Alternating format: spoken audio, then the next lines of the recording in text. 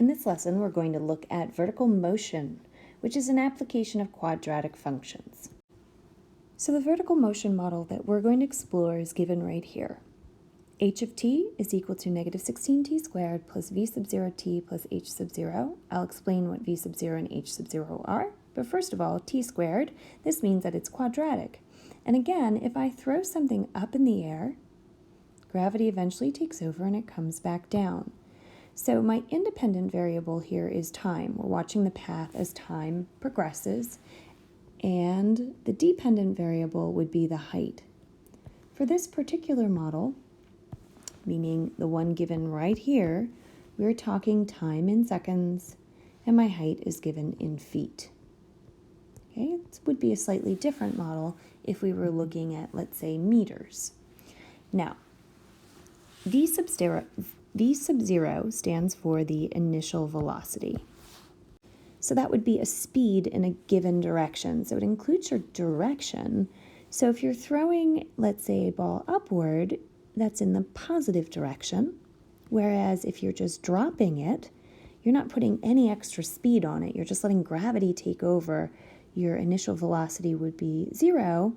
And if you're throwing a ball downward, you have a negative direction given on your speed. Okay, so you've got to consider the sign of your initial velocity.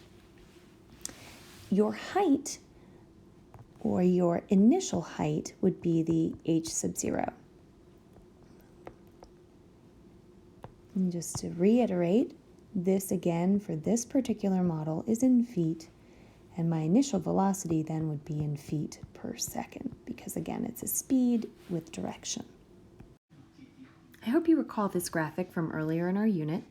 It does a great job of modeling the path of a ball over time. So again, if we have height on our y-axis and time in seconds, if you are asked when will the ball reach its maximum height, that's talking about the vertex here, but a question of when would be your x value or time. Where if I said how high, that is a question of height, so that's your y value of your vertex. Other really important points would be your 0, 0 X-intercepts. If I ask when does the object hit the ground or how long is it in the air, that is your zeros. Notice this one here gets tossed out because it's in the negative quadrant, and that doesn't make sense. If you're just how high is the object after a certain amount of seconds, that's just some random point on the graph, and you plug in your x value, or in this case your t value, to get your height. How high off the ground did the object start? Well, that's our y-intercept. Like this would be where your ball leaves your hand. Suppose you lean out of a window in a tall building and use a sling to launch a stone straight up. The stone starts out with a velocity of 56 feet per second. So I'm going to underline this. That's going to be my initial velocity. It leaves the sling 166 feet above the ground. That's going to be my initial height. How much time will it take it to hit the ground? Well, when in doubt, I sketch a little picture and I go, here's where it hits the ground. What's that? That is an X-intercept. So I then go to my vertical motion function, negative 16t squared. Then it's my plus my initial velocity. Since it's going straight up, it would be positive this time. So plus 56t plus my initial height is 166. So here's a quadratic function, and I'm finding the x-intercepts. So several methods of doing this. If I want to find where it hits the ground here, well, I can't use the square root method because I have a b value. I might be able to factor this, could be a possibility, but I think I'm going to jump right to the quadratic formula because I know that that's going to work for me. So this time, rather than saying x equals, I'm going to say t equals, since time is my x value, and it's negative b plus or minus the square root of b squared minus 4ac all over 2a.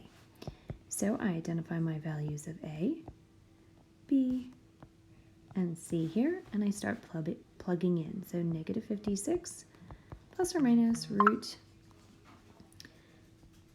56 squared minus 4 times negative 16 times 166 all over 2 times negative 16. I'm going to put the value into my calculator for the discriminant.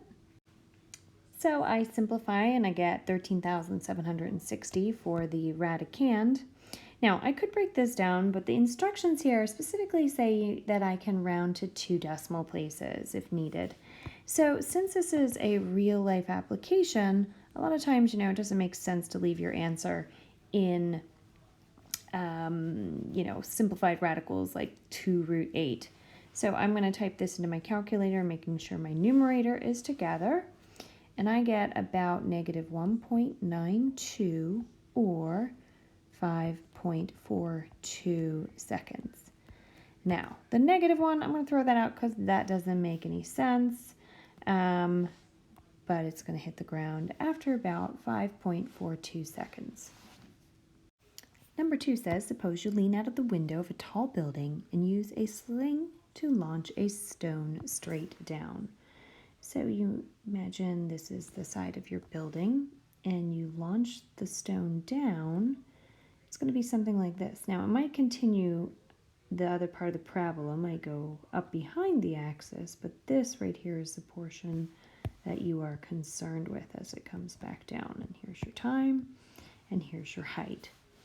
All right, so it starts with an initial velocity of 46 feet per second down. So we're given the direction, and that's a negative direction. And it leaves the sling 333 feet above the ground. So this point up here is 333. So I put h of t is equal to negative 16 t squared minus, because my initial velocity here is going downward, minus 46t plus 333 feet above ground. How high will the stone be after 2 seconds? So we're looking for some point after 2 seconds, how far has our stone traveled? So what we're really doing here is just finding a point, and we're going to evaluate h of 2, which means everywhere that there is a t, I'm going to open up a set of parentheses and substitute in the value of 2. Then I'm going to put that into my calculator, and I get h of 2 is equal to 177 feet. So after 2 seconds, it will be 177 feet in the air. Suppose you lean out of a window in a tall building, so perhaps this is your building, and drop a stone. So it just drops like this. The other part of the parabola might back up, something like this, and continue back here in the negative direction. But again, we're only going to be concerned with the part in the positive, this being t, and here's h of t on the y-axis. Okay. It leaves your hand 154 feet above the ground. How much time will it take for the stone to hit the ground? So I'm only given one number in this problem. Well, negative 16t squared plus what's my initial velocity? Well, because it was dropped, I'm not putting any extra speed on that drop. So it would be 0 plus 154. So this is negative 16t squared plus 154. And I'm asked, how long will it take for it to hit the ground? I got a couple choices here. So I could do, well, first of all, if I'm looking for where will it hit the ground, that's my x-intercept. To find an x-intercept, I let y be 0. So I have 0 equals negative 16t squared plus 154. And that's because this point right here would be some number comma 0, and that's why I put 0 in for y. How can I solve this? Well, I could do this by the square root method because there's no b term. It's equal to 0. So I could add 16t squared to both sides, which would produce 16t squared equals 154. And then how do I solve that? Well, I am going to divide both sides by 16, which gives me t squared equals 9.625. And then I take the square root. the moment I take the square root in an equation, I need to remember to add the plus or minus on both sides. So that gives me t is approximately plus or minus, I get